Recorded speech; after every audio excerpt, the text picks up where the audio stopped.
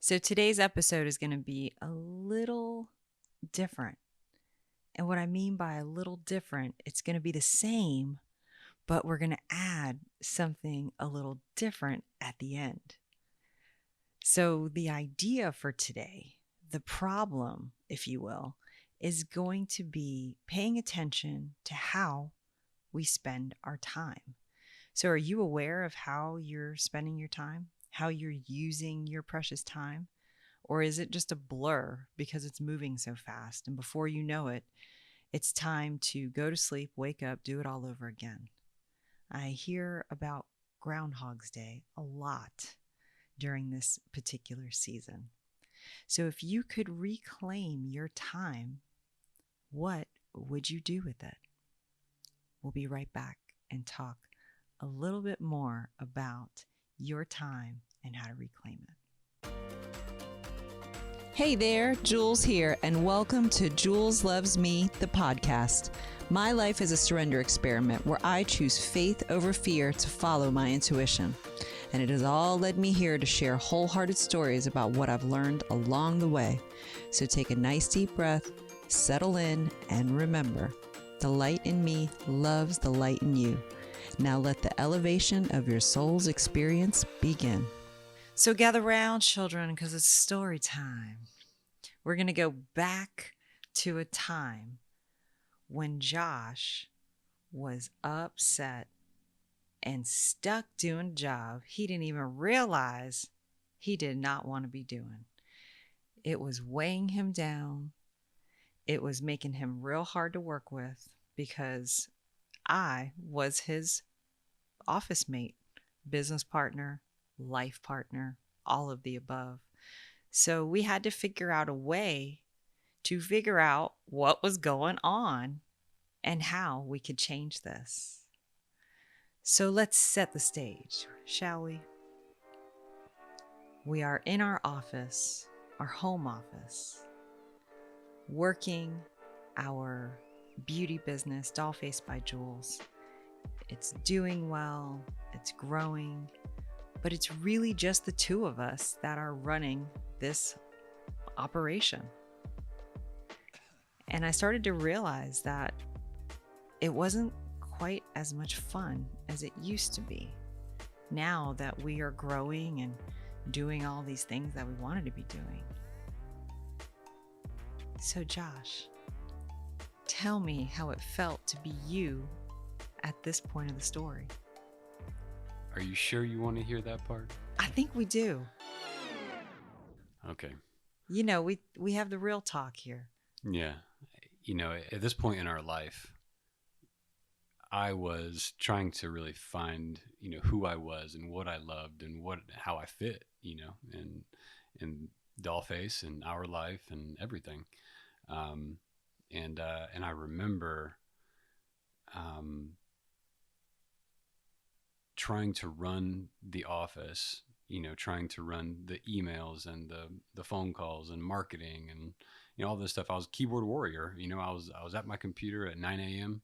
And I might take a lunch break, and then I would just work all day until I felt like work was done around 5 when everybody else shuts down. So I would shut down then too. And I remember how much of my time was spent then just checking my inbox to see if I had gotten a reply. Like I would just go back and just click inbox on my Gmail to see to make it refresh and see if anybody had written me back. And I would waste so much time just sitting at that computer waiting for replies on emails that, I felt were important, that were going to lead me to my next thing. And I think I started to resent the way that I spent my time.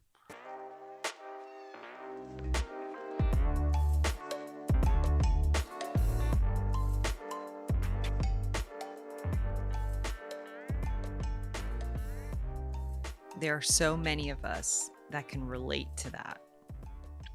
Because at that point, we were primarily doing wedding business. Right. And there are a lot of emails that come with wedding business, not only from the actual client, but then you have the planners, and then you have so and so person who now wants to get involved in this person's business. And, you know, you've got all these moving parts, and this is our livelihood. And so, as the artist who's going out there and doing the work, I remember you feeling that this was a place where you could have your worth attached Right. to it, you know? So you doing a hella good job on those emails was everything, because that was the money. Like, that's the revenue. It's coming through that form. And that's exactly how I associated it.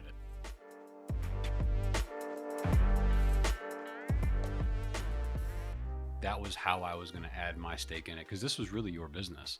You know, I came into your business and was trying to do what I do, which is I like to try to, you know, make things more efficient, make things run smoother. I try to solve problems, you know, and ultimately I was trying to, you know, kind of force a round peg into a square hole, because, you know, your business, or Dollface as it was being run, was really okay.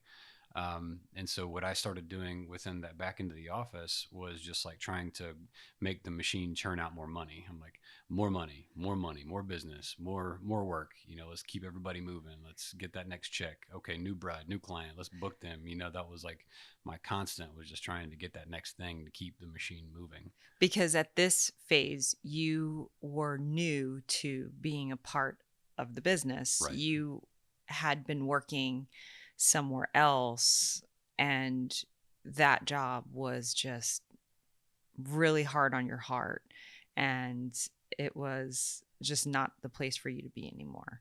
And so I remember you coming in feeling like you had something to prove. Yeah. And you wanted to do such a good job.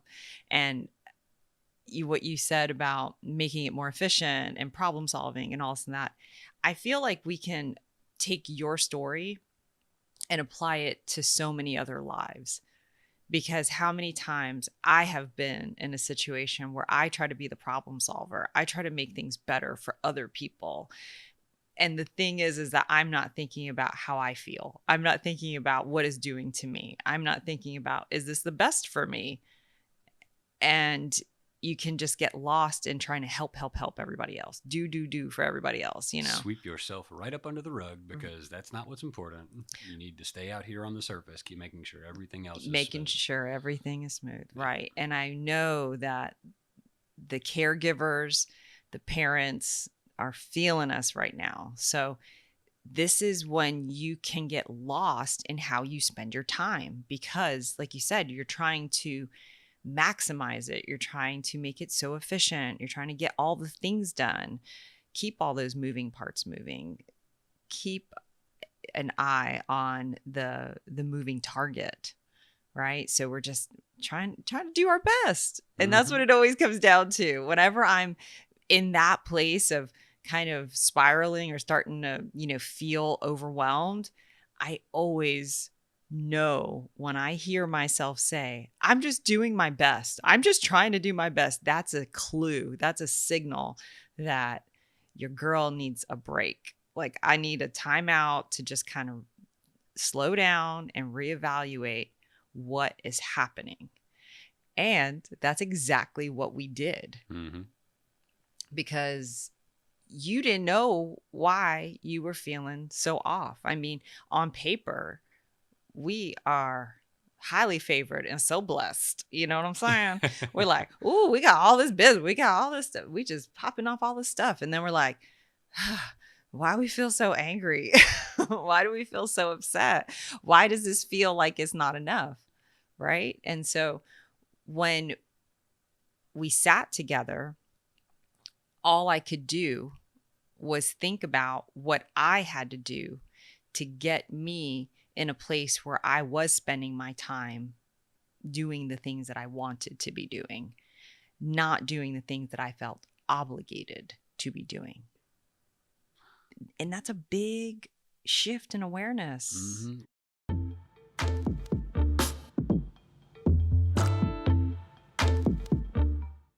So when you're looking at your time and you're becoming aware of how you spend your time,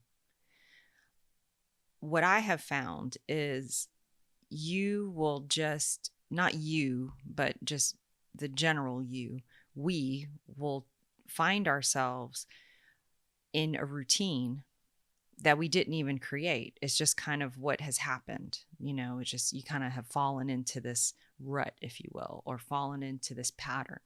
And so I had to do for you what I had to do for myself to become aware of what exactly I was doing. And so we sat down. So we had a giant desk. Remember that big old desk we had? Yeah. And I sat on the one side, you sat on those, and we would just look at each other. And the desk was so big that Julian was in his little bumbo seat in the middle. That's how we were running things. And I just asked you, can you tell me what it is that you are doing that you don't like? And once you started to articulate these things, and by writing them down, we were able to clearly see that we had grown so much that we actually needed an office manager, that your time was not best suited for those emails. Your time was needed elsewhere. And in different departments, not just one. It was, there was a lot of other places that could have used your attention, but you were, like you said, a keyboard warrior locked up in your office and getting disgruntled about it. Yeah. And not even aware. Mm-hmm. So I remember when we did that, there was such a relief of being able to name it and find those words of, oh, this is how I'm feeling and this is why, because I'm over this. And I can see now that I need help. So that's another huge thing. How many times are we the ones that give? We're the helpers. We're the caregiver, giving. And then you realize you done worked yourself into a tizzy and you don't even know how to ask for help because you don't even realize you need help. So these are all of the quote unquote problems that we face when we're not aware of how we're spending our time, when we're not aware of what we're doing in those moments. And when we were able to identify that we needed to bring in help, that gave you back your time. And time is our most precious commodity. We can't buy it. We can't make it. It just is, right? So the next part of it was figuring out what you wanted to do with this time that you were getting back. And when we sat with that and you started to write out some of the things that you haven't been able to do because you were stuck at your desk answering emails, we realized that contractor Josh had not been able to come out and do some projects. You're going to need to explain that. And I will. And so contractor Josh was this persona that we had kind of created for whenever you got a chance to put on your tool belt and your work clothes and go out and make something. Because when I met you, that's what you did. Mm-hmm. You used to build custom countertops and do all these amazing projects with wood and with marble and, all these materials, and definitely not makeup, definitely not doing photo shoots, not emailing brides about their wedding date, Yeah. So this part of you that used to be front and center had been just dormant, just waiting on a turn to come on out. And it wasn't until we realized, by talking it out, writing the stuff out, that we realized that contractor Josh wanted to come back. Yeah, there's something in me that definitely needs that release of creating something. Before that, I had left the the business where I did the countertop making, and gone into more of an office type job where I was, Mr. Businessman running around. And I was like, so again, I was trying to find what it was that I really wanted to do or that I like to do. But there's a big aspect of me that loves creating, that loves getting dirty, that loves the sound of, a saw running, or a sander going. And because the finished product of what I create is really important to me. Wow, you just reminded me. That was a big part of that conversation is you were saying, I miss having a finished product Mhm. to be proud of. No matter what the project is, no matter what type of work you're in, there has to be that balance. There has to be the creative release, as you're saying. So even if you're not into woodworking or running a saw or having tools, your tools might be different. They might be paintbrushes, they might be gardening tools, they might, It could be your voice. It could could be be your dancing. voice, Anything. your body. Right, exactly. So it was all about figuring out what you needed. And that's why it's so personal and it's something that no one else can do for you. I helped you with it by just asking you questions, but ultimately you had all of the answers within you. Bingo! So after we made the adjustments and we had an office manager and all of that was off your plate and your project list was back in play, how did you feel? I definitely remember feeling a lot of relief in just like being able to express in a different way, and not feeling like everything was so tied to me being tied to a desk. Um, this was still very early on in me becoming aware of things that I, liked and didn't like. Because if I spend all day doing projects every day, I'll also get burned out on that. You know, Balance. it's a balance. It absolutely is a balance. And but I didn't know what to balance, until I started paying attention to what was lighting up. And so that process has been since that moment, since we sat down and I saw that I was able to do that I was able to release the things that I did not want and accept the things that I did want. And thank you to you for being open to allowing me to do that. That's a great testament to our relationship, that you're like, you're not happy, let's find out what's going to make you happy. Let's get you closer to something that rings truth for you. And so I'm grateful for that, to have that connection.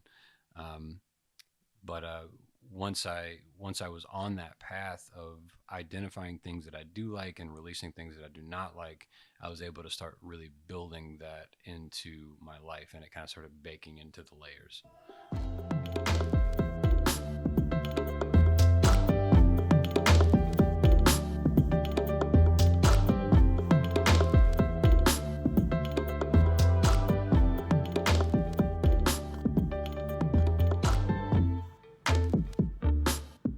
So if you're wondering how to become aware of the things that you don't like doing anymore, if you want to figure out how to become aware of what you're missing and what you need to be balanced in your schedule, in your routine, this is the time where we're going to move this conversation over to the Miracle Lab and we're going to explore this a little bit more and find our solutions.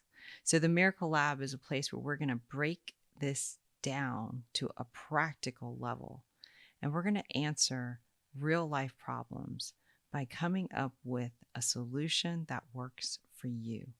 So, meet us over there. And for our members, you're going to be looking for episode 1 within the Miracle Lab. And now let's take this moment to settle into the awareness of this episode, of this moment, of this story. Knowing that it is very easy to get caught up spinning our wheels, working so hard, when we are already doing enough because we are enough. Allow this truth to wash over you, to give you a sense of calm, to tap into the inner knowing that all is well and that you are on a journey, and step by step you will continue to figure it out moment by moment. May you feel more grace, more peace, and more joy now more than ever. And remember, the light in me loves the light in you. Till next time. You've been listening to Jules Loves Me, the podcast. If you feel uplifted and inspired and seen, I invite you to join us in the Miracle Lab, where we expand these conversations into spiritual teachings. Do you need a mentor or an accountability partner? Come to the lab and let's support each other while we experiment with miracles and grow together. Visit www.themiraclelab.org. Special thanks to my co-host Josh, who's also on production and sound design. And a big thank you to you for listening. Send me a text and let me know what landed. 229-206-9280. I'm your host, Jules, and remember, the light in me loves the light in you. I'll see you in the lab.